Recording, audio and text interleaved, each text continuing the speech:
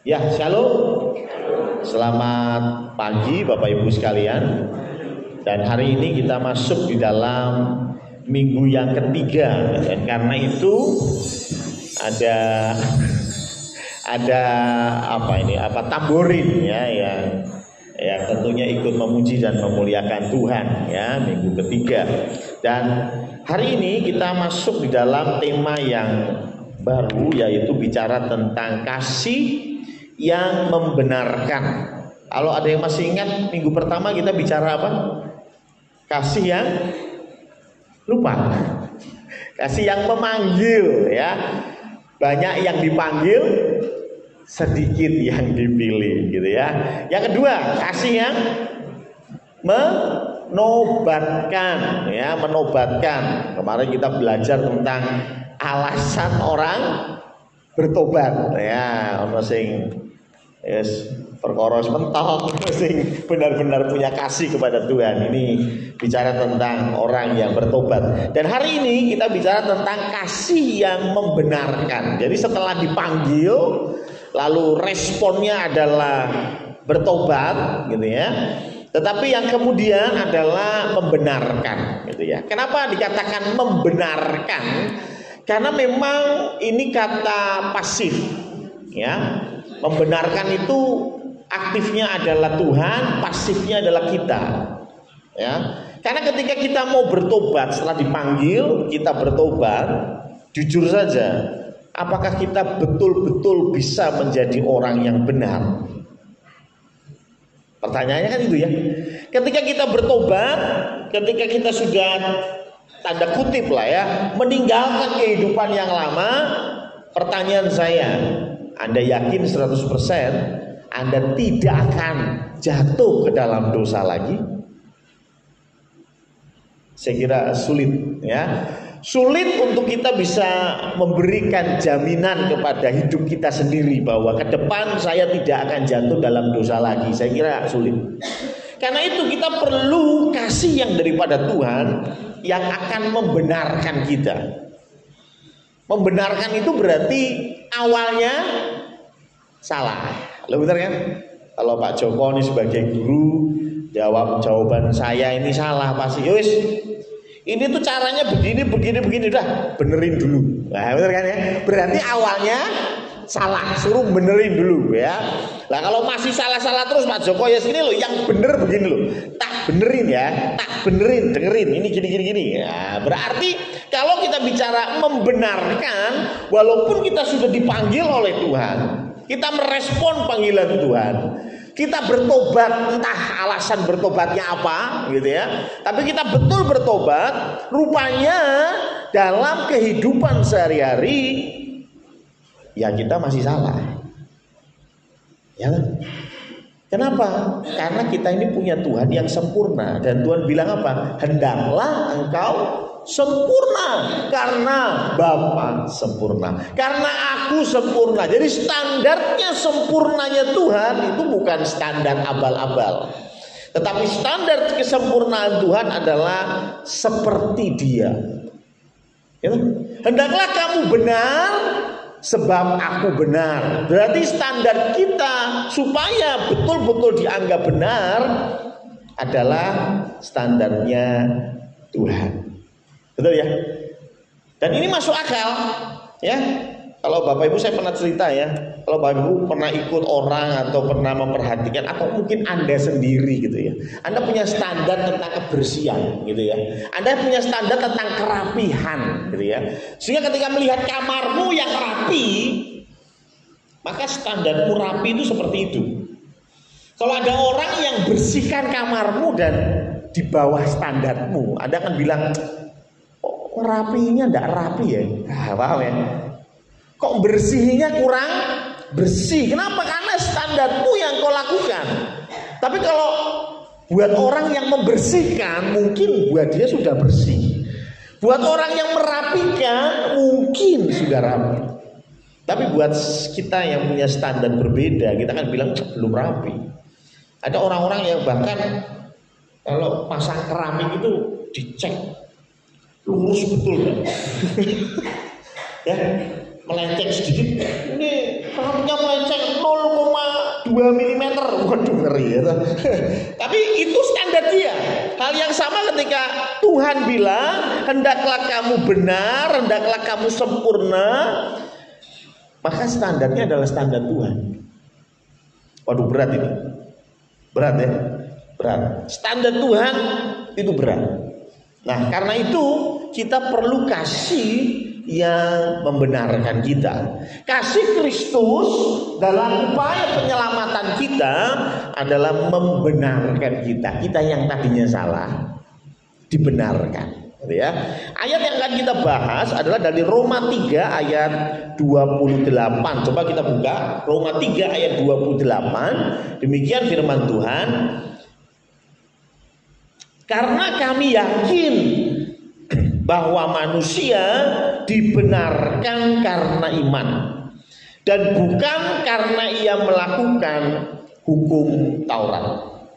Ya, saya ulangi, karena kami yakin bahwa manusia dibenarkan karena iman dan bukan karena ia melakukan hukum Taurat. Kenapa di sini ada perbandingan antara dibenarkan oleh iman dan hukum Taurat? Kenapa ada dua perbandingan, iman dan hukum Taurat? Saya jelaskan sedikit background dari kitab Roma. Kitab Roma ini berbicara tentang ajaran Paulus kepada jemaat di Roma. Kalau Bapak Ibu ikut KPK pasti ingat salah satu khotbah yang cukup panjang ayatnya, yaitu disampaikan oleh Pak Joko. Ya, Pak Joko menyampaikan dari Kisah Para Rasul 10. Kalau ada yang masih ingat, dan datang KPK. Masalahnya datang apa enggak ya masalahnya. Ya. Nah, di sana dijelaskan bahwa dalam konteks murid-murid Yesus, mereka semua punya pikiran bahwa mereka ini umat pilihan Allah. Israel itu umat pilihan Allah. Karena dia umat pilihan Allah, maka dari itu mereka punya konsep juru selamat hanya untuk orang Yahudi. Orang non-Yahudi tidak boleh dapat juru selamat. Nah karena itu mereka sangat bangga dengan yang namanya hukum Taurat. Ingat, orang Yahudi itu dikasih karunia namanya hukum Taurat. Wong Jawa ora ono hukum Taurat. Betul ya? Orang Chinese gak pakai hukum Taurat. Ya. Tetapi hanya orang Yahudi yang dikasih hukum sama Tuhan langsung, dan itu menjadi kebanggaan mereka. Dan ketika orang Kristen ini menyebar antara orang Yahudi dan orang non-Yahudi, ini jadi masalah. Masalahnya apa? Orang Yahudi merasa mereka lebih hebat dari orang non-Yahudi. Mereka merasa lebih top. Kenapa? Mereka adalah umat pilihan Tuhan. Mereka punya hukum Taurat. Tapi wong Jawa ora duwe. Ya kan? Wong Manado ora duwe. Ya kan? Wong Batak enggak punya. Yang punya hanya orang Yahudi. Maka dari itu Paulus mencoba menyampaikan bahwa yuk kita bandingin yuk iman dan Taurat. Itulah konteksnya. Ini bisa kita baca di Roma 2 ayat 12 sampai 14. Saya bacakan. Sebab semua orang yang berdosa tanpa hukum Taurat akan binasa tanpa hukum Taurat. Paulus bilang kalau ada bangsa-bangsa yang tidak dikasih hukum Taurat, artinya bukan orang Yahudi, maka akan binasa tanpa hukum Taurat. Itu keadilan Tuhan. Nek memang nggak dikasih hukum Taurat, ya tidak akan diberlakukan hukum Taurat kepada dia. Dan semua orang yang berdosa di bawah hukum Taurat akan dihakimi oleh hukum Taurat. Orang Yahudi dikasih hukum Taurat, ya standarnya hukum Taurat. Karena bukanlah orang yang mendengar hukum Taurat yang benar di hadapan Allah, tetapi orang yang melakukan hukum Tauratlah yang akan dibenarkan. Jadi kalau kamu bangga punya hukum Taurat, pertanyaannya sudah dilakukan belum? Karena apa? Karena orang yang melakukan hukum Tauratlah yang akan dibenarkan. Orang Yahudi bengak-bengok, saya bangga punya hukum Taurat, kami bangga punya hukum Taurat, tapi tidak pernah dilakukan. Makanya Paulus bilang, ngapain lu bangga-bangga? Ya, yang dibenarkan itu bukan yang mendengar, tetapi yang melakukan. Kita bangga punya Pancasila, keadilan sosial bagi seluruh rakyat Indonesia. Bangga. Pertanyaannya sudah dilakukan? Lo bener kan? Lo bagus. Saya bilang Pancasila luar biasa, bagus sekali. Ya, sama halnya dengan hukum Taurat, bagus. Tapi sebagus apapun aturan, sebagus apapun slogan, betul ya? Kalau tidak dilakukan, buat apa? Sebagus apapun tema, itu menuai bawa ke gudang Allah. Bagus ya? Bagus. Tema nih, pertanyaannya dilakukan. Nah itu ya. Itu arti, itu beda cerita gitu ya. Slogannya mantap ya. Bagaimana harimu hari ini? Apa? Luar biasa, yes. Pertanyaannya itu cuma slogan atau betul nih harimu luar biasa, yes ya kan? Betul ya? Jadi artinya Tuhan mau kritik orang-orang Yahudi. Anda itu punya hukum Taurat. Iya. Anda bangga dengan hukum Taurat. Iya. Anda tiap hari mendengarkan hukum Taurat. Betul. Karena orang Yahudi itu sehari itu berdoa 3 kali menghadap Yerusalem, dan mereka berdoa membaca Taurat. Pertanyaannya bukan masalah membacanya, tetapi melakukan atau tidak. Dikatakan selanjutnya, apabila bangsa-bangsa lain yang tidak memiliki hukum Taurat oleh dorongan diri sendiri melakukan apa yang dituntut hukum Taurat, maka walaupun mereka tidak memiliki hukum Taurat, mereka menjadi hukum Taurat bagi diri mereka sendiri. Maksud Tuhan begini, sebetulnya Tuhan itu sudah beri kok hukum Taurat itu kepada semua orang, bukan hanya orang Yahudi. Dan itu disebut sebagai hati nurani. Betul ya? Makanya kemarin saya bilang, loh kita tuh tidak perlu diajar pusing-pusing masalah hukum. Kita ngerti kok mana yang boleh, mana yang tidak boleh. Betul kan? Ya, kita tidak perlu jadi orang Kristen kalau tahu menipu itu tidak boleh. Kan sudah tahu toh? Sudah tahu. Sebelum Anda jadi Kristen sudah tahu belum menipu itu tidak boleh? Ya sudah tahu. Ya toh? Artinya apa? Sebetulnya 99% seperti yang saya bilang kemarin, hukum itu sudah tahu semua, seluruh dunia itu sudah paham sebetulnya. Makanya dikatakan bahwa kalau bangsa-bangsa lain tidak punya hukum Taurat, tapi mereka melakukan yang dituntut oleh hukum Taurat,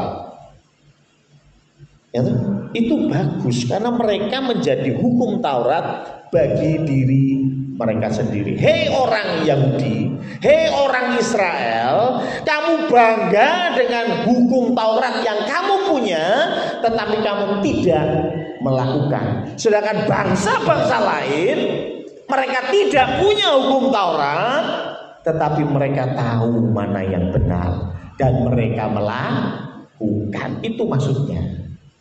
Ya, mereka tahu ya. Sedangkan kamu yang tahu malah tidak melakukan. Itulah mengapa konsep Roma ini kemudian berjalan sampai Roma 3 ayat 28 yang tadi kita baca.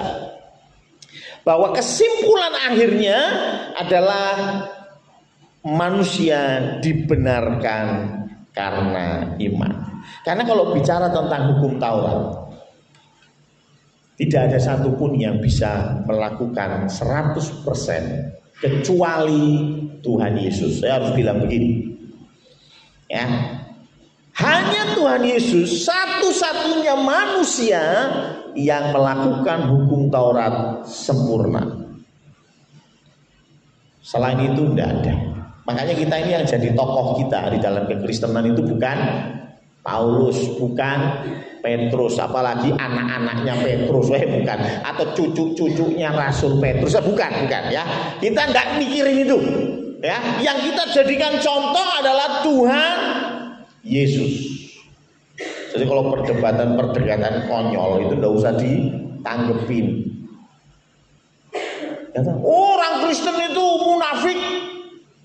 Coba lihat Abraham istrinya berapa? Coba lihat Daud istrinya berapa? Piro Pak Budi? Oke. Ya, Daud itu istrinya 300, gundiknya 700, 1000 loh Pak Pendeta. Oh, Salomo pinter ya toh. Berarti masih bangun ya toh. Kalau Daud istrinya berapa? 5. Jadi artinya dari Abraham, Daud, Salomo sing luwih-luwih ya toh, mulai lagi balik lagi kepada perjanjian baru ya toh, ada beberapa orang-orang pun punya istri lebih dari satu. Terus kemudian orang berkata, orang Kristen itu munafik ya toh. Lah wong cari itu loh tokoh-tokoh di Alkitab, banyak yang istrinya lebih dari satu. Loh ya benar memang. Cuma maaf, kita tidak mencontoh Daud, kita tidak mencontoh Salomo, kita tidak mencontoh Abraham.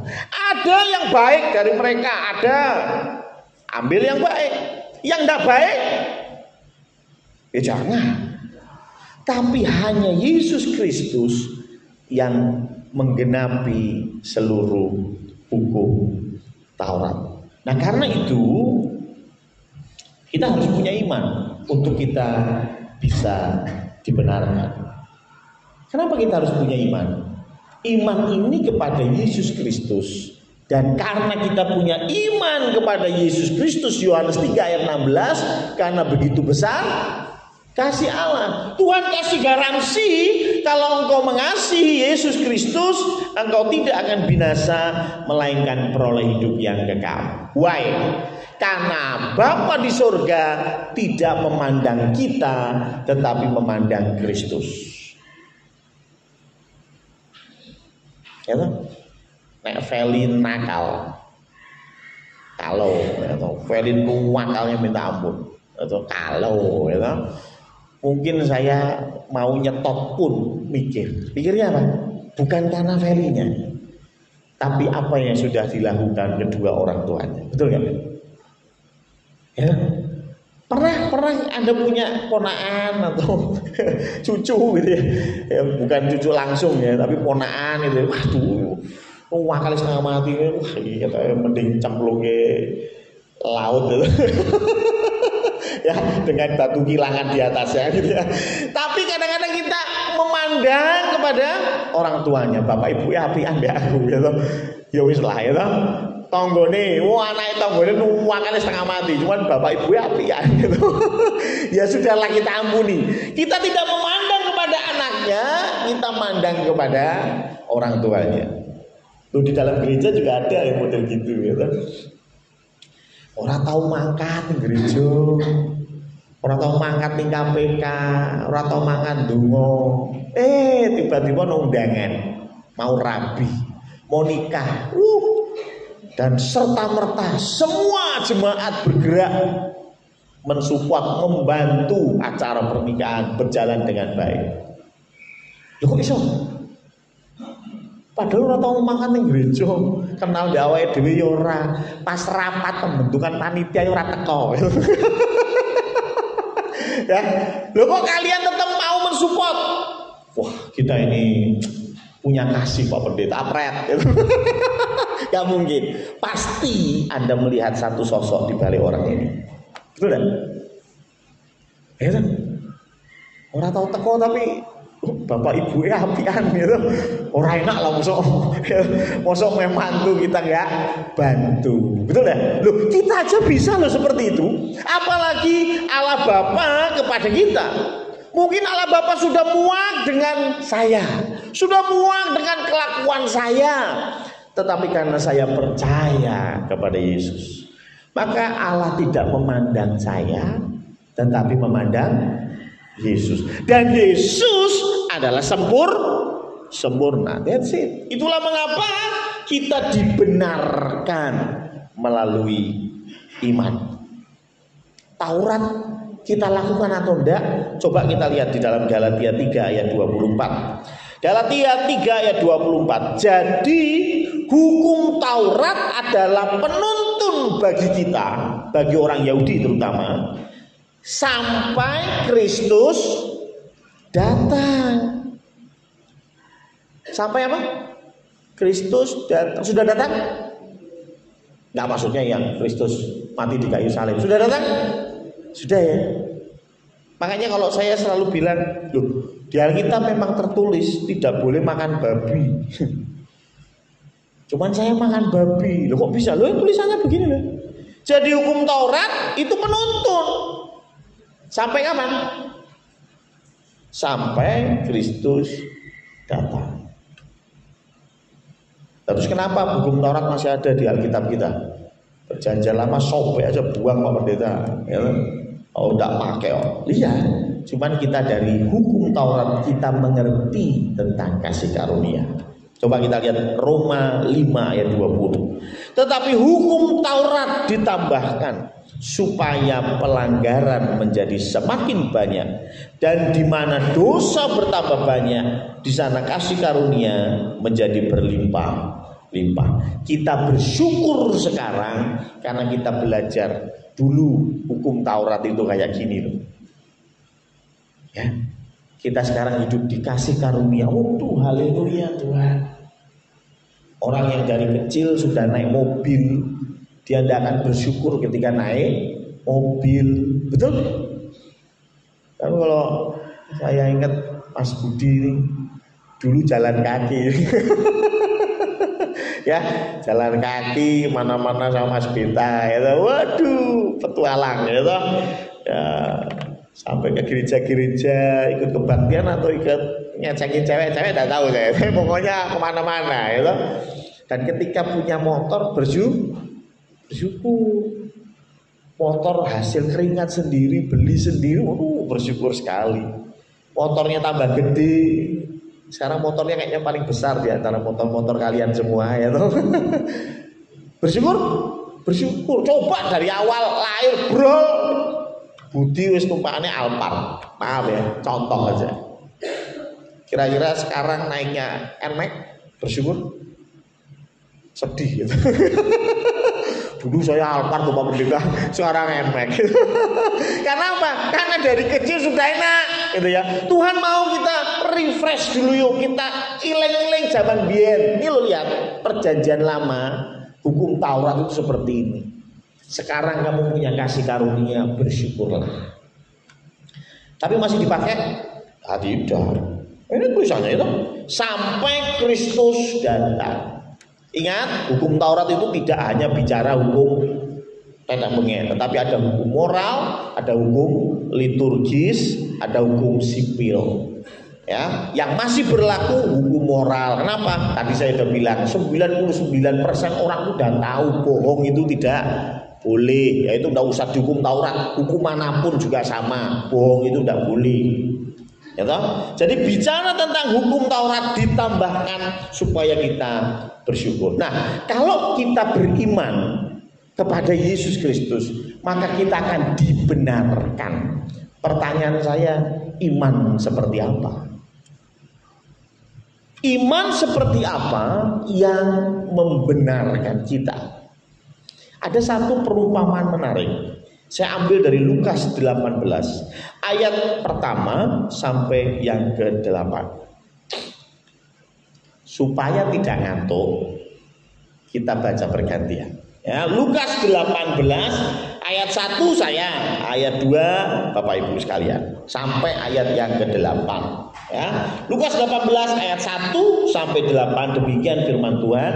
Yesus mengatakan suatu perumpamaan kepada mereka untuk menegaskan bahwa mereka harus selalu berdoa dengan tidak jemu-jemu.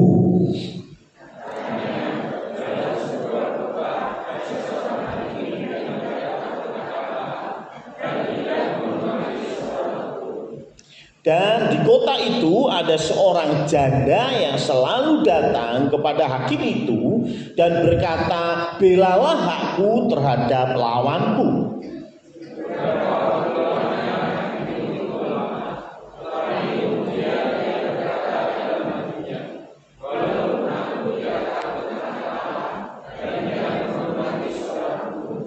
Namun karena janda ini menyusahkan aku, baiklah aku membenarkan dia supaya jangan terus saja ia datang dan akhirnya menyerang aku.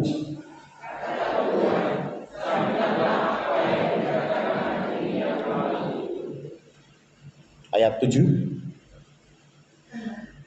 Tidakkah Allah akan membenarkan orang-orang pilihannya? Allah akan membenarkan orang-orang pilihannya yang siang malam berseru kepadanya, dan adakah ia mengulur-ulur waktu sebelum menolong mereka? Ayat 8.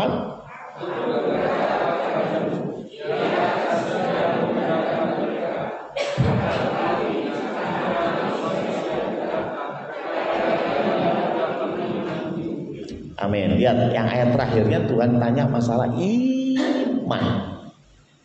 Membenarkan dengan iman itu memang hubungannya dekat. Nah, kalau saya yakin Bapak Ibu pernah baca perikop ini. Saya mau kita kepada janda tadi. Ya, kenapa yang jadi contoh itu janda? Karena janda itu zaman dulu itu janda itu terkenalnya ya miskin. Ya, janda itu miskin. Kenapa zaman dulu yang bekerja itu suami, yang bekerja itu laki-laki, ladang berladang, punya ternak itu laki-laki, sehingga kalau janda, biasanya miskin. Ya, ini yang dijadikan contoh. Jadi ini sudah hakimnya itu lalim, ya, dia nggak takut akan Tuhan, ya, dia tidak menghormati orang lain. Ditambah lagi ini orang janda miskin, nah ya, sing dipangan opone, kan gitu ya. Ya, ini ada janda miskin, hasil dipangan apa nih? Ya, pastinya hakim ini harus wegah ngurusi model ini lah. Swarpe. Tapi rupanya Tuhan kasih perumpamaan menarik. Janda ini dikatakan ini perumpamaan untuk berdoa tidak jemu-jemu. Artinya janda ini minta dibenarkan oleh hakim ini nggak cuma sekali. Dia terus minta, makanya ini jadi perumpamaan tentang doa yang tidak jemu-jemu. Jadi ngomong terus minta terus sampai akhirnya bilang nggak usah timbang ganggu. Ya, tinggal jadi masalah nanti di video sama orang viral, wah saya dipecat jadi hakim, gitu. Wah bahaya. Karena itu uslah, ya mana urusanmu, wes kamu tak benarkan, selesai. Memang konteks pembenaran ini berbeda dengan konteks pembenaran itu. Tapi konteks ini adalah perumpamaan sekali lagi. Membenarkan itu maksudnya memenangkan kasusnya. Karena ini kan sedang berkasus nih orang ini, ya toh? Janda ini sedang berkasus, nggak tahu kasusnya apa, tapi mana yang benar, gitu kan? Kemudian hakim ini membenarkan janda ini. Tapi yang menarik, coba perhatikan si janda ini. Buat saya, pertanyaan Tuhan ayatnya ke-8 menggelitik. Masihkah ada iman? Maksudnya apa? Janda ini punya iman. Dan iman seperti inilah yang membenarkan janda ini, yang membuat hakim ini jadi membenarkan si janda. Dan itu dikomparasikan dengan Bapa di surga. Hakim yang lalim saja bisa begini, apalagi Bapa di surga. Tuhan sering kali mengcompare, ya, masih ingat ya, bapamu yang jahat saja mengerti kalau anaknya minta roti tidak mungkin dikasih batu, kan gitu ya. Bapamu yang jahat, apalagi Bapa di surga. Kalau kamu minta roti, jangankan roti, somai yang dikirim, ya toh. Artinya apa? Artinya ini membandingkan antara yang jahat dengan yang baik. Hal yang sama bukan berarti Bapa di surga itu seperti hakim yang lalim, bukan. Maksudnya ini perbandingan yang lalim saja. Janda yang punya iman ini kemudian dibenarkan. Apalagi Bapa di surga yang pastinya tidak lalim. Coba kita lihat ada dua paling enggak yang saya temui dari iman janda ini. Iman janda ini apa? Satu, mengandalkan Tuhan. Mengandalkan Tuhan. Ya, saya ada dicurhati orang. Dicurhati orang masalah utang. Dicurhati orang masalah utang. Pernah di sini yang ada orang yang mau ngutang ke Anda? Oh, pasti ada. Misalnya saya mau ngutang ke Ronald gitu ya. Misalnya saya ngutang ke Ronald. Nal, aku butuh duit Nal, 1 juta. Hari ini Ronald ngomong, wah orang duit. Besok saya telepon lagi. Nal, aku butuh duit 1 juta. Wah, duit besoknya lagi telepon terus. Pertanyaan saya, oke lah, ini buruk ya. Ini contoh yang buruk. Bukankah tadi hakim yang lalu juga contoh yang buruk. Tapi dari sini kita tahu, saya ini tidak punya opsi lain selain Ronald. Lu bener nggak? Nah, kalau saya telepon Ronald, Didit, ya mungkin aku telepon Bu Arti. Didit telepon Bugun. Diditnya telepon Pak Marno. Itu loh kan ada opsi lain gitu, paham ya? Cuman buat saya hanya Ronald yang bisa pinjemin saya. Jadi sih tahu ya Ronald terus, paham ya? Janda ini kan begitu. Dia punya kasus nih. Yang bisa membenarkan dia siapa? Hanya hakim. Hanya hakim. Maka dari itu dia terus ngotot, aduh hakim benarkan kasus saya, aduh hakim benarkan kasus saya tiap hari. Makanya dikatakan tak jemu. Bayangin. Jadi yang pertama, iman daripada janda ini hanya mengandalkan. Ya kalau dalam konteks ini hakim ya. Tetapi iman yang hanya mengandalkan Tuhan. Ini iman yang membenarkan. Ya, iman yang membenarkan. Jadi ketika Anda punya iman kepada Yesus Kristus, maaf ya. Kalau yang satu ke kiri, yang satu ke kanan, yang satu ke belakang, nggak akan ketemu. Kadang-kadang zaman sekarang itu kan ya aneh-aneh ya, bercandaan saya tahu ya, bercandaan, tetapi aneh-aneh ya. Pak Pendeta, kami itu suami istri itu beda server, tapi ya puji Tuhan karena saya doanya sama Tuhan yang A, istri saya berdoa sama Tuhan yang B, jadi kita dibantu sama dua Tuhan. Ini mampu gitu. Ya, kadang-kadang kan bercanda ya toh. Saya tahu itu bercanda, tapi jujur saja Tuhan tidak mau itu. Kalau engkau mau mengandalkan Tuhan, ya andalkan Tuhan, titik. Ini namanya iman. Iman yang membenarkan kita. Ya, kalau kita bilang, Tuhan aku butuh berkat-Mu, tapi habis itu yang lain juga lakukan hal yang sama.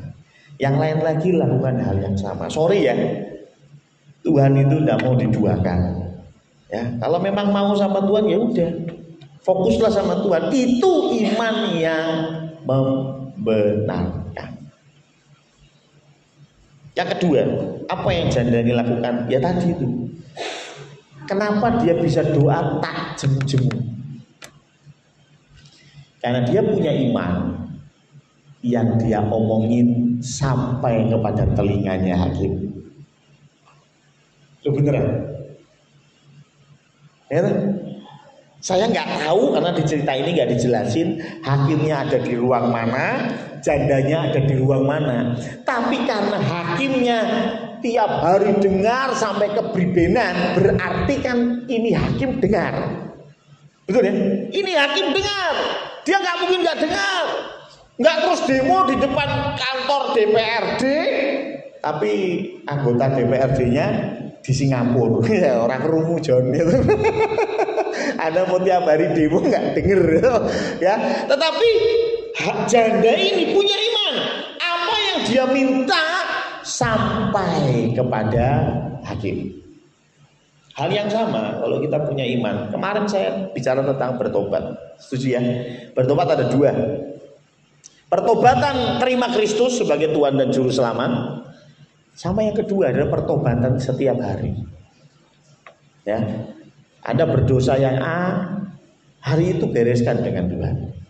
Anda ngomong kasar sama istri, hari itu bereskan dengan Tuhan. Pertanyaan, apakah Anda punya iman? Tuhan dengar. Oh, ini penting loh. Kalau Anda tidak punya iman, Tuhan dengar. Ya doanya cukup sekali. Tidak akan ada doa tak jemu. Karena apa? Kita berpikirnya apa? Si Tuhan dengar apa sih? Kok aku dungo ping 10 orang dijawab Tuhan. Kalau 10 kali tidak dijawab Tuhan, doa 20 kali. 20 kali tidak dijawab Tuhan, doa 30 kali. Bukankah Tuhan mengajarkan doa tak jemu? Sampai kapan? Sampai dijawab Tuhan. Paulus itu pernah doa loh, Paulus. Tuhan, ada duri di dalam dagingku. Tapi yang menarik dia bilang, tapi Tuhan menjawab 3 kali. Jadi rupanya dia doa dijawab Tuhan. Masih ngeyel, doa lagi gitu.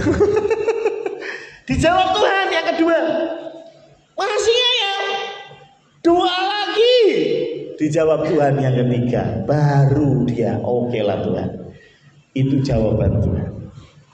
Ya.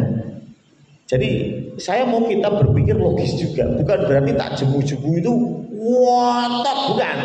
Tapi kita punya iman, Tuhan dengar. Kita punya iman, Tuhan akan jawab. Nah kalau Tuhan sudah jawab, ya sudah, itu jawaban Tuhan.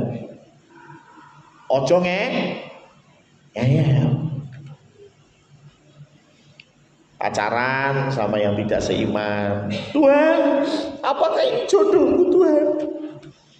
Besoknya lagi doa, Tuhan, apakah ini jodohku? Tuhan jawab melalui Bu Harti. Dah dijawab, ya. Besok doa lagi, Tuhan. Ya, ping 29 dijawab lagi melalui Pak Marno, ya toh? Sampai 3 kali dijawab, tapi tetap ya. Ada yang begitu? Ada. Ya akhirnya ya resiko tanggung penumpang. Ngerti ya? Bukan berarti tak jemu-jemu ini. Oh, berarti kalau saya punya iman bahwa Tuhan mendengar, berarti sampai kapanpun Tuhan harus jawab doa saya. Sama seperti janda tadi.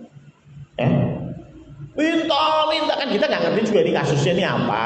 Terus si janda ini bener apa salah kan kita nggak ngerti juga. Tapi si janda ini bengak-bengok terus sampai akhirnya Tuhan loloskan, hakim loloskan. Apakah konsep ini kemudian berarti gitu ya? Kalau saya minta Tuhan, saya minta rumah, Tuhan saya minta rumah, Tuhan saya minta rumah terus pasti Tuhan jawab. Loh, kalau Tuhan sudah jawab dan jawabannya tidak, ya sudah. Oke, kalau Anda minta konfirmasi 2 kali, 3 kali. Gideon juga sama, Paulus juga sama. Minta konfirmasi, Tuhan ini benar nggak jawabanmu? Tanya lagi, dijawab hal yang sama. Boleh. Tapi nek wis dijawab, ya wis. Tunduklah kepada otoritas Tuhan. Bukan terus tak jemu-jemu ini berarti ngotot. Pokoknya Tuhan, saya pengen punya anak, pokoknya Tuhan. Saya pengen punya rumah 3, pokoknya Tuhan. Jodohku harus si A Tuhan. Harus.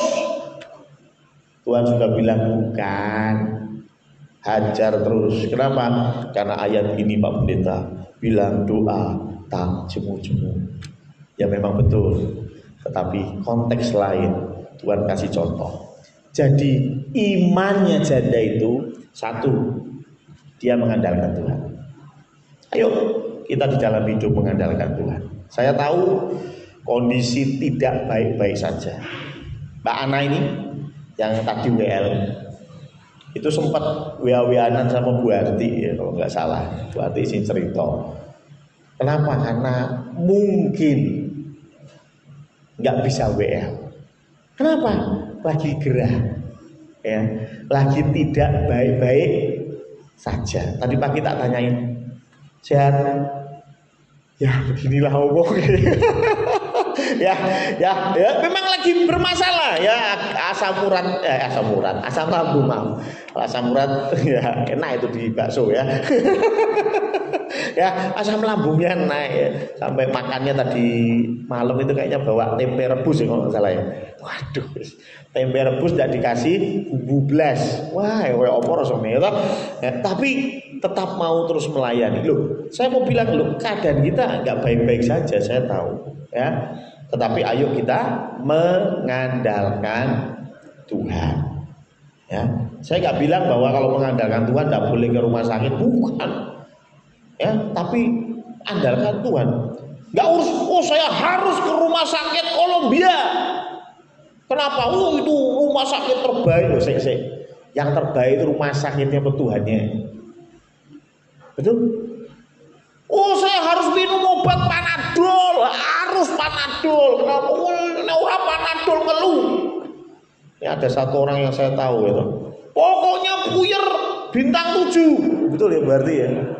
Nggak tahu siapa orangnya, saya nggak kenal juga ya. Di dompetnya itu lebih banyak puyernya daripada duitnya. Pokoknya puyer bintang 7 gitu. Wah, harus gitu. Nah, gitu. Apakah puyer bintang 7 yang jadi andalanmu? Apa? Gusti Allah. Loh, puyer bintang 7 digowo ya ora apa-apa. Ya ora apa-apa. Gitu. Saya pun kalau minum obat, istri saya minum obat, kita doa dulu, Tuhan, ini obat biarlah jadi sarana penyembuhan. Yang menyembuhkan tetap Tuhan. Obat mau minum apa saja kalau Tuhan kasih izin, obat ini manjur ya manjur, gitu. Dokter apa saja kalau Tuhan izinkan dokter itu jadi berkat buat kita, ya pasti jadi berkat. Beres itu. Itu artinya mengandalkan Tuhan. Anda bekerja, aduh. Kalau saya nggak jilat bos saya ini, wah bahaya ini, berkat seret. Loh sih, berkat itu saya ngasih bosmu apa Gusti Allah. Halo, ya toh? Wow, bosnya disanjung-sanjung, itu dijilat, ya pokoknya asal bapak senang. Loh, selama kerjamu bener. Loh, kalau kamu nggak nurut sama bosmu, tapi kerjamu bener, nggak bakal. Kalau bos yang waras ya, ya toh, kerjamu bener nih, kerjamu bener, ya toh. Anda jadi sales, penjualanmu meroket, ya toh. Anda jadi tukang bangunan, kerjaanmu rapi. Loh, nggak perlu jilat atasanmu, nggak perlu jilat bosmu. Kira-kira aman? Aman. Loh, ya kan? Bos tolol mana yang sudah jelas ini karyawan bagus, kerjanya hebat, kok dipecat goblok itu. Pokoknya bilang karyawan gampang kan, paham ya? Artinya apa loh? Kita tidak usah ngandalin dan berharap kepada bos, tidak usah. Yuk kerjakan yang terbaik. Tuhan bilang kalau kau bekerja, kerjalah seperti untuk Tuhan. Berarti jadi bendara gereja. Semuanya detail, laporan keuangan detail. Kalau beliau jadi bendara kampung, ya harus detail juga. Sama seperti kerja buat Tuhan. Loh, kalau begitu kira-kira orang kampung, laporannya jelas, luar biasa. Bisa dipercaya. Tidak perlu jilat Pak RT ya, besok dipilih lagi. Loh bener kan? Sederhana saja. Itu artinya mengandalkan Tuhan. Ayo kita andalkan Tuhan. Dan yang kedua, percayalah, doa-doamu Tuhan dengar. Kalau sampai hari ini belum Tuhan jawab, itu perkara lain. Tetapi percayalah, ketika kita terima Yesus sebagai Tuhan dan Juru Selamat kita, Tuhan bilang apa? Bukan karena kuping Tuhan kurang gede, bukan karena engkau terlalu jauh dan kurang keras doanya, bukan. Tetapi dosalah yang menjadi penghalang antara manusia dengan Tuhan. Jadi kalau jenengan sudah percaya Yesus Kristus sebagai Tuhan dan Juru Selamat, saya percaya doamu didengar Tuhan. Bu Aginem itu punya beban juga beberapa bulan ini. Dan saya yakin dari pertama kali problem itu datang pasti sudah doa ya Bu Wagini. Sudah doa, sudah doa. Langsung dijawab, enggak Pak Pendeta ya. Beberapa bulan, tetapi puji Tuhan sudah dijawab. Ya, kita melihat tadi malam saya share ada Bu Tika, Bu Kartika, ada Bu Brenda, Abigail ya, yang dalam kelemahan fisik. Ya, mereka berdoa pasti, ya, pasti berdoa. Tetapi Tuhan jawab sesuai waktunya Tuhan. Ayo kita belajar untuk punya iman seperti janda ini, hanya mengandalkan Tuhan. Dan percayalah doamu pasti didengar, sehingga kita menjadi orang-orang yang dibenarkan. Amin.